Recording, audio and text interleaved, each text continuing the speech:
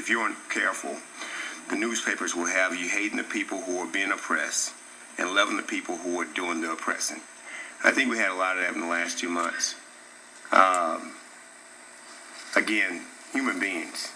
And again, I say this, and I said it before, when he came back from his pilgrimage from Africa, he talked about going to the UN because of the human rights that were being, of the people who were being oppressed here in the U.S.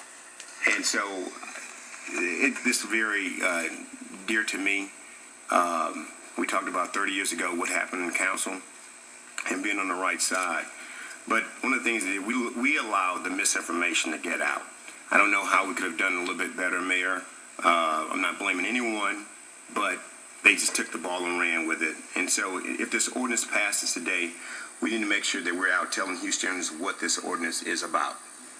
Not just us, but, you have to do it as well. It's not just the mayor's bathroom ordinance that the pastor put on this website today. And I just wish we can have a come to Jesus meeting about that.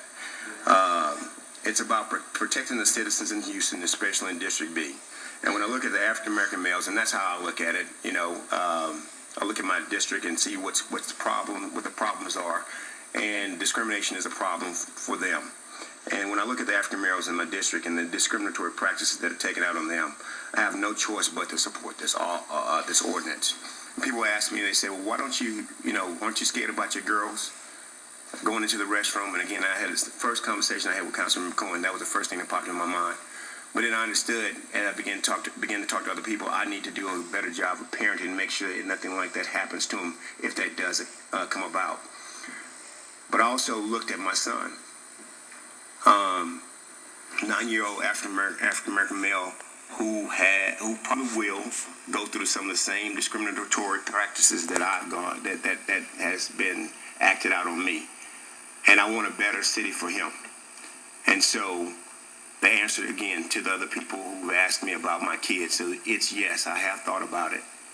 And I've come to this decision today based upon taking a poll of District B. Also, again, thanking the NAACP for this letter of support.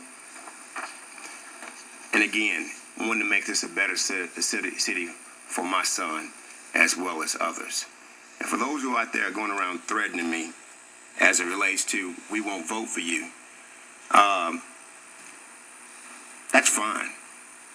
If that's the way you choose to feel. I love serving District B, and I'm pretty sure the people of District B like me serving them. And we'll move forward together for the ones who didn't, who's not accepting of my vote. But this is not it, Mayor. I know we've talked about this, David Feldman, we've talked about this. We need to talk about a reentry. As I look at District B and the people who are being discriminated against, those felons, those people who've been incarcerated, who are having a hard time coming out there. So Ellen, it won't be you pushing that, it'll be me pushing this. Because this is what's needed in District B, and that's why I ran, that's why I knocked on over 3,000 doors to ask for the vote. And they reciprocated, and they voted for me and put me in office. And so again, I won't be bothered by idle threats. And and if I don't have the Ministers Alliance, it'll just be the third time in a row that I won't have that support. But I appreciate that. But the ministers who do support me, and you know who you are, as I visit the churches every Sunday, I thank you for praying for me and praying with me as I make this vote instead of casting stones at me. Thank you.